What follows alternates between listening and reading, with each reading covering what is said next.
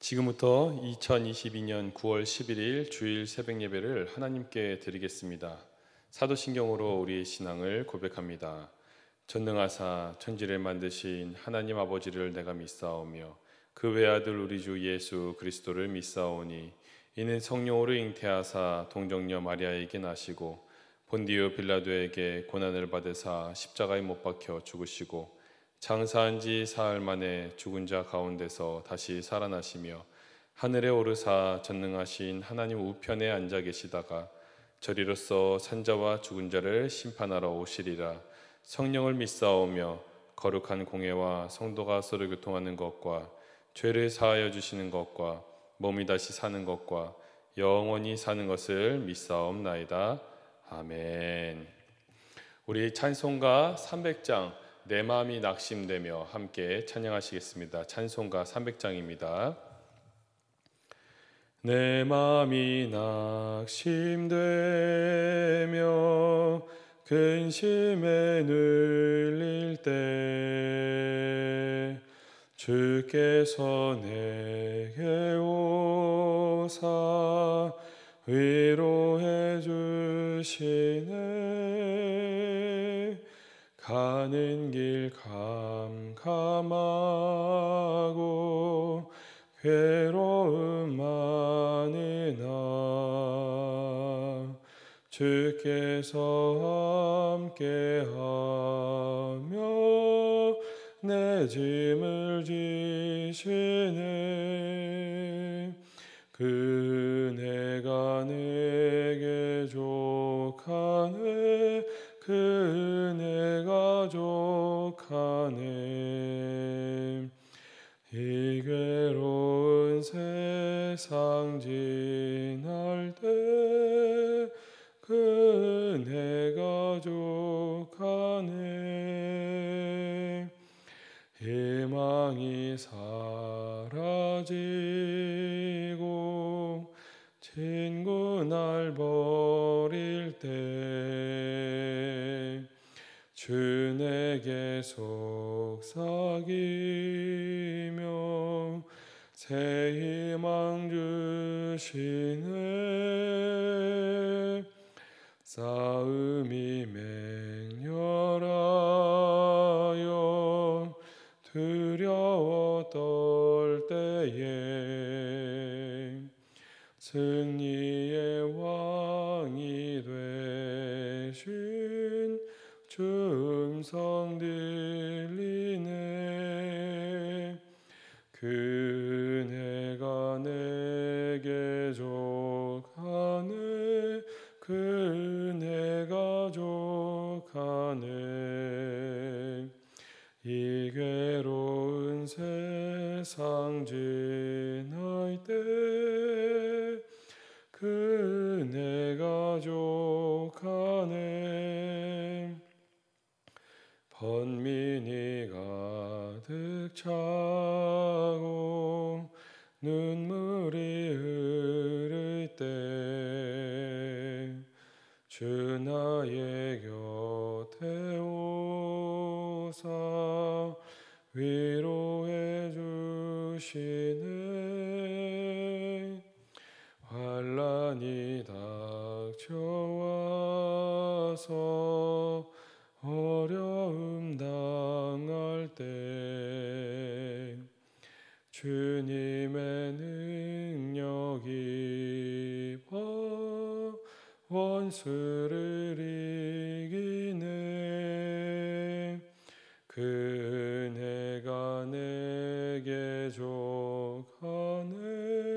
그네가 족하네. 이 괴로운 세상 지날 때 그네가 족하네. 아멘. 오늘 우리에게 주시는 하나님의 말씀은 창세기 22장 1절에서 14절까지의 말씀입니다. 창세기 22장 1절에서 14절까지의 말씀입니다. 방송으로 예배를 드리시는 우리 성도님들께서도 저와 한 목소리로 교독하시면서 마지막 절 합독하신다고 생각하시고 읽으시면 좋겠습니다. 그 일 후에 하나님이 아브라함을 시험하시려고 그를 부르시되 아브라함아 하시니 그가 이르되 내가 여기 있나이다. 여호와께서 이르시되 내 아들 내 사랑하는 독자 이삭을 데리고 모리아 땅으로 가서 내가 내게 일러준 한 산 거기서 그를 번제로 드리라. 아브라함이 아침에 일찍이 일어나 나귀의 안장을 지우고 두 종과 그의 아들 이삭을 데리고 번제에 쓸 나무를 쪼개어 가지고 떠나 하나님이 자기에게 일러주신 곳으로 가더니 제3일에 아브라함이 눈을 들어 그곳을 멀리 바라본지라. 이에 아브라함이 종들에게 이르되 너희는 나귀와 함께 여기서 기다리라. 내가 아이와 함께 저기 가서 예배하고 우리가 너희에게로 돌아오리라 하고 아브라함이 이에 번제나무를 가져다가 그의 아들 이삭에게 지우고 자기는 불과 칼을 손에 들고 두 사람이 동행하더니 이삭이 그 아버지 아브라함에게 말하여 이르되 내 아버지여 하니 그가 이르되 내 아들아 내가 여기 있노라. 이삭이 이르되 불과 나무는 있거니와 번제할 어린 양은 어디 있나이까. 아브라함이 이르되 내 아들아 번제할 어린 양은 하나님이 자기를 위하여 친히 준비하시리라 하고 두 사람이 함께 나아가서 하나님이 그에게 일러주신 곳에 이른지라. 이에 아브라함이 그곳에 제단을 쌓고 나무를 버려놓고 그의 아들 이삭을 결박하여 제단 나무 위에 놓고 손을 내밀어 칼을 잡고 그 아들을 잡으려 하니 여호와의 사자가 하늘에서부터 그를 불러 이르시되 아브라함아 아브라함아 하시는지라. 아브라함이 이르되 내가 여기 있나이다 하매 사자가 이르시되 그 아이에게 내 손을 대지 말라. 그에게 아무 일도 하지 말라. 내가 내 아들 내 독자까지도 내게 아끼지 아니하였으니 내가 이제야 내가 하나님 경외하는 줄을 아노라. 아브라함이 눈을 들어 살펴본즉 한 순양이 뒤에 있는데 뿔이 수풀에 걸려 있는지라. 아브라함이 가서 그 순양을 가져다가 아들을 대신하여 번제로 드렸더라. 아브라함이 그 땅 이름을 여호와 이레라 하였으므로 오늘까지 사람들이 이르기를 여호와의 산에서 준비되리라 하더라. 아멘. 하나님께서 이 말씀을 통하여서 여러분에게 은혜 주시기를 원합니다. 여러분 오늘 아마 추석 세 번째 날이 될 겁니다. 금요일, 토요일 그리고 주일까지 해서 추석이 되고 내일 월요일은 아마 대체 공휴일이죠. 이 추석이란 명절들을 우리가 한번 되새김해 보면서 우리가 이 명절, 특히 명절이라기보다 어떤 휴일 이런 개념으로 우리가 생각해 볼 때 어느 곳으로 우리가 우리의 장소로 옮겨갈 때 특별히 며칠간 그곳에서 머물러야 할 때 우리의 가장 큰 염려는 아마 짐을 쌀 때 발생할 겁니다. 무엇을 가져갈 것인가 라는 것이 우리의 마음속에 아마 큰 걱정거리가 아닐까 생각을 해보게 됩니다. 왜냐하면은 정말 필요한 물품인데 가서 그것이 없다면은 어떻게 될까라는 그런 불안감이 우리 안에 있기 때문에 그렇죠. 가끔 천하태평인 분들이 있어요. 그런 곳에 가서도 우리가 가서 사면 되고 아니면은 어떻게든 지내게 되겠지라는 그런 안일한 생각을 하고 준비를 했다가 실제로는 가서 살펴보다가 정말 그것을 찾지 못해서 낭패를 보는 경우도 왕왕 있는 것을 우리는 보게 됩니다. 이것은 우리 인생에서 더 넓게 보면은 준비성이라는 생각으로도 우리가 생각해 볼 수 있게 돼요. 그것은 여러분 너무나 많이 들어보셨던 개미와 배짱이의 이야기 속에서도 잘 나타나 있는데요. 어려움을 만날 때 그것을 위해서 준비했던 개미, 그리고 그것을 준비하지 않고 천하태평으로 자신이 현재 있는 이 시간들을 충분히 자신만을 위해서 사용하고 누리고 즐겼던 배짱이의 결과는 정말 다르게 나중에 나타나게 되는 것이죠. 오늘 우리가 보는 이 본문상에서도요, 이 아브라함의 모습이 등장하고 있어요. 아브라함이 지금 하나님의 말씀을 듣고 번제를 드릴 모리아 땅으로 이동을 해야 되는 상황이었습니다. 아브라함이 무엇을 챙겨야 될까요? 아브라함은 번제에 뗄 나무도 챙겨야 되고, 그리고 그는 지금 그곳에 갈 때 하나님께 드릴 양과 같은 재물도 챙겨야 되고, 그리고 그것을 도와줄 종들도 챙겨야 되는 것이죠. 아브라함은 이렇게 모든 것을 만반의 준비를 하고 갈 것처럼 보였는데 그는 정작 아주 중요한 하나님께 드릴 제물은 챙기지 않았습니다. 준비성이 없어서 그랬을까요? 그렇지 않죠. 하나님께서 일반적인 제사를 요구하지 않으시고 하나님께서 정말 나중에 이제 성경 말씀을 계속 보시다 보면은 구약 성경에 나타나는 이방신들이나 구하는 인신 제사에 대해서 요구를 하고 계시는 것이죠. 이것이 굉장히 우리에게 낯설게 보일 수 있고 여기에 표현에 등장하다시피 이것이 아브라함을 시험하시는 하나님이다라고 하여서 우리는 하나님께서 우리의 믿음도 시험하시는가라고 생각할 때가 있어요. 그런데 이것은 엄격하게 말하면은 하나님의 시험이라고 볼 수가 없습니다. 그것은 여러분 야고보서 말씀 1장 13절에 보시면은 하나님은 악에게 시험도 받지 않으시고 친히 아무도 시험하지 않으신다라는 말씀과 정확히 대치가 돼요.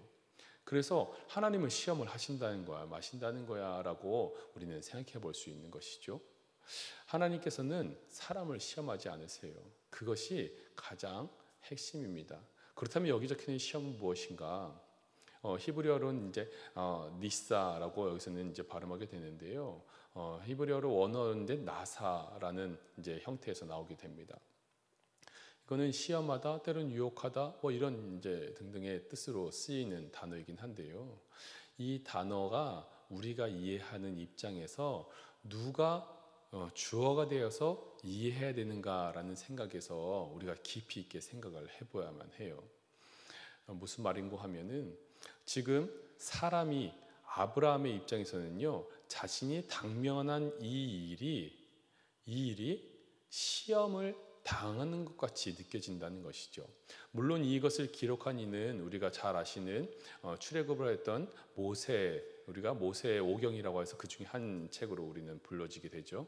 모세의 기록으로 보게 되는데 이 인간의 불완전함으로 이것을 하나님께서 행하시는 일들을 바라보니 이것은 마치 아브라함이 지금 하나님께 시험을 당하는 것 같다라고 여겨진다는 것이죠. 그래서 학자들이 이야기하는 것은 여러 갈래들이 있는데요. 중요한 것은 하나님께서 지금 사람을 시험하는 것이 아니라는 겁니다. 하나님이 시험하는 것이 아니라 사람이 당면한 그 상황을 훈련 내지 하나님께서 그를 살펴 아시고자 하시는 아니면은 하나님께서 그에게 믿음을 가르쳐 주시고자 하시는 이 교육의 일환을 시험으로 받아들일 수 있다는 것이죠. 여러분, 우리도 우리 스스로를 다 알지를 못해요. 우리가 얼마나 고귀한 존재이고 때로는 어떠한 능력이 있는지를 잘 알지 못해요. 가끔 가다가 여러분 작년인지 재작년인지 이런 기사 한 줄을 본 적이 있어요. 어떤 외국에서 한 부모가 자신의 아이가 어찌어찌 하다 보니 차 바퀴에 깔리게 된 거예요.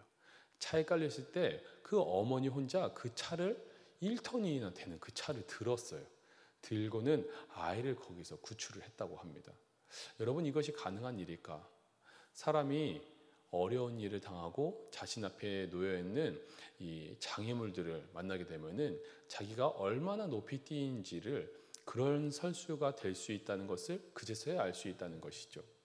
하나님은 알려주시고 싶었던 것 같아요. 아브라함의 믿음의 크기를 말입니다. 그리고 아브라함을 통해서 그의 자손들이 얼마나 믿음으로 살아갈 수 있는 사람들이 될 수 있는지를 아브라함을 통해서 알려주시고자 하셨던 것이라 볼 수 있습니다. 이제 아브라함은 어찌되었던 하나님의 음성을 듣고 이제 모리아산으로 가게 되는 것이죠. 그리고 이삭을 그곳에서 번제로 드리고자 합니다. 사람들은 종종 오해하게 되는데요. 이삭을 하나님께 드릴 때 마치 이것이 아브라함이 이삭을 흉내내기만 해도 하나님께서 그를 살리실 것이다 라고까지 우리는 생각할 수 있는데요. 우리가 이것을 다른 이제 본문에서 가지고 와서 보게 되면요. 아브라함이 히브리서 11장 19절을 보시면은 그가 하나님이 능히 이삭을 죽은 자 가운데서 다시 살리실 줄로 생각한지라 이렇게 등장하고 있어요. 이 말이 뭔지 아세요? 죽은 자 가운데서 일단은 죽여야만 한다는 거예요. 일단은 이삭을 바쳐야만 한다는 거예요. 그 다음에 하나님께서 이 일을 살리실 줄 생각했다라고 고백하고 있어요. 정말 놀라운 표현이에요, 여러분. 왜냐하면은 우선 자기가 그렇게 사랑하는 아들을 우선 번제로 그 드릴 제물로 죽이겠다는 겁니다. 흉내내는 것이 아니라 믿음이 실제로 행해진다는 것입니다. 믿음은요, 그냥 흉내내는 것으로는 보여질 수가 없어요. 믿음은 정말로 우리가 경계를 넘어서는 거예요. 내가 할 수 있는 범위가 아니라 할 수 없는 범위로 하나님께 나의 모든 것을 드리는 것, 그것이 믿음이라고 할 수 있습니다. 그 가운데 이 믿음을 너무나 자명하게 보여주고 있는 것은요, 오늘 본문 말씀을 보시면 여러분 5절에 이와 같이 등장합니다. 후반절에 보시면 아이와 함께 저기 가서 예배하고 우리가 너희에게로 돌아오리라. 우리가 라고 이야기를 하죠. 우리가. 다시 말하면은 지금 아브라함이 지금 아들을 하나님께서 바치라고 하셨는데 그 바치고 나서 다시 돌아올 때 누구랑 돌아온다고요? 혼자 돌아오는 게 아니라 우리가 돌아오겠다라고 고백하는 그 장면에서도 그의 믿음에 지금 담담한 믿음의 크기를 볼 수가 있는 거예요. 사실 아브라함이란 사람은 여기까지 오기까지 많은 일들을 겪었던 사람이잖아요. 우리 성경 말씀을 잘 아시겠지만 하란을 떠나오기도 했고, 그 사람은 가나안 땅을 들어와 있다가 기근 때문에 애굽으로 내려갔다 오기도 하고, 거기서 아내를 빼앗기기도 하고, 그는 여러 번 실족할 일들이 있었어요. 하나님을 온전히 따르지 못해서 자신이 아들을 하나님께 주시겠다고 하셨을 때 그것을 온전히 믿지 못해서 이스마엘을 출산하기도 했던 사람입니다. 실수가 있었던 사람이에요. 그러나 하나님 앞에서 그가 실수도 하나님 앞에서 계속 믿음으로 다시 배워가고 그것을 훈련으로 삼아서 그의 믿음의 크기를 다시 한번 키우고 온전케 하였더니 이제는 그의 아들까지 바칠 만큼 그의 믿음의 크기가 완성되었던 것을 우리가 보게 되는 것입니다. 하나님께서는 우리에게 그것을 알게 해주시는 거예요. 너의 믿음의 크기, 너는 지금 나에게 믿음 있는 사람이 되어야 된다는 것을 알게 해주시는 것이죠. 그래서 사실 지금 아브라함이 하나님께 드리러 모리아산으로 가고 있는 그때의 번제물은 이삭이 아니에요. 바로 그의 믿음이었습니다. 아브라함이 스스로의 믿음을 하나님께 증명해 보이는 길이었죠. 하나님이시라면 지금까지 나에게 이와 같이 함께 하셨던 하나님이시라면은 분명히 지금도 함께 하실 겁니다라는 그 확신, 그리고 하나님께서 그를 위해 베푸신 것은 아들을 사랑하는 이삭을 대속하는 대속제물이었어요. 바로 오늘의 순양으로 나타나지만 우리의 신앙 가운데에는 바로 예수 그리스도라고 할 수 있겠습니다. 예수 그리스도를 우리 가운데 보내주셔서 우리를 대신해서 속량하시는 그 은혜를 우리에게 보여주신 것이죠. 근데 역설적으로요, 아브라함은 하나님께 믿음을 보였는데 우리는 아무것도 보인 것이 없어요. 다만 우리는 무엇을 보였어요? 예수 그리스도를 믿는 것. 아브라함처럼 대단한 무엇인가를 한 것도 아니고 예수 그리스도를 믿는 것. 아니 그 믿음조차도 하나님께서 우리에게 성령님을 통하여 주시는 믿음이었다는 것이죠. 아무것도 내세울 것 없는 우리에게 하나님은 모든 것을 예비해 주시고 그 모든 것을 우리에게 주셨습니다. 여러분, 세상을 살면서 흔들리시면 안 돼요. 하나님이 우리를 시험하시고 우리를 낙심시키시려는 하나님이신가? 앞으로 저와 수요 성경 연구 때 시험이란 주제로 배워나가실 때 저도 함께 공부하면서 많은 것을 깨닫게 되었어요. 하나님은 결코 우리를 실망시키시는 분이 아니십니다. 하나님은 결코 우리를 낙심시키시려는 분이 아니세요. 하나님은 오직 우리의 믿음을 성숙시키시고 우리를 다시 더 온전한 길로 이끌어 주시면서 하나님은 주의 길 가운데 우리를 바로 서게 하시는 분이시라는 것을 깨닫게 됩니다. 여호와 이레의 하나님께서 이미 다 준비해 놓으셨어요. 그리고 우리에게 오라 말씀하시죠. 예수 그리스도까지 준비하시고 우리에게 주신 하나님께서 무엇인들 우리에게 못 주시겠어요? 다만 그것을 믿지 못하는 것은 우리 자신일 뿐입니다. 여러분, 오늘 하루를 살아가실 때 하나님의 손의 크기를 의심하지 마십시오. 그리고 주님 앞에 나올 때 하나님께서 내게 은혜를 주실 수 있는가 없는가? 여러분, 그것부터 우리는 시험에 들 수밖에 없는데 그것은 사탄이 준 시험이에요. 하나님과의 관계를 깨트리는 시험입니다. 여러분, 주님 앞에 나올 때 내게 은혜를 예비하신 분, 나에게 지금도 다가오시는 분, 내게 그 부족함을 채우시고 나의 마음을 흡족하게 만들어주시는 하나님을 오늘도 믿고 나아가시는 모든 성도님들이 되시기를 주님의 이름으로 축원드립니다. 다 함께 기도하겠습니다.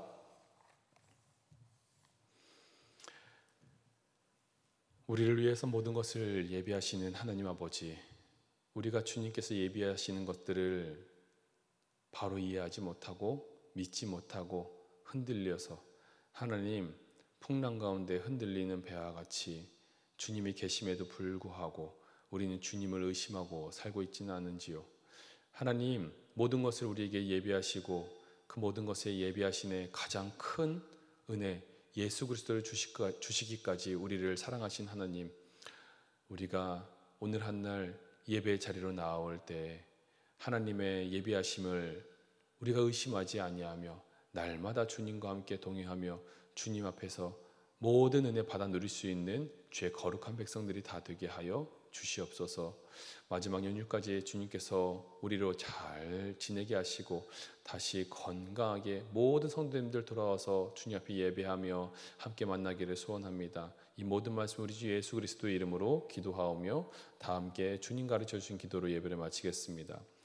하늘에 계신 우리 아버지, 이름이 거룩히 여김을 받으시오며 나라가 임하시오며 뜻이 하늘에서 이루어진 것 같이 땅에서도 이루어지이다. 오늘 우리에게 일용할 양식을 주시옵고 우리가 우리에게 죄 지은 자를 사하여 준 것 같이 우리 죄를 사하여 주시옵고 우리를 시험에 들게 하지 마시옵고 다만 악에서 구하시옵소서.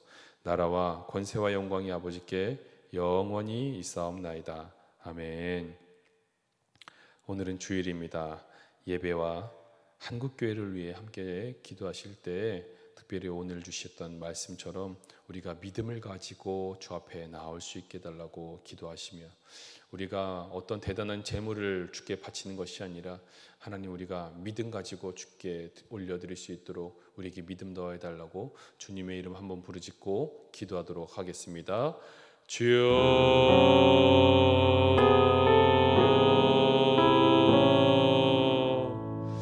주여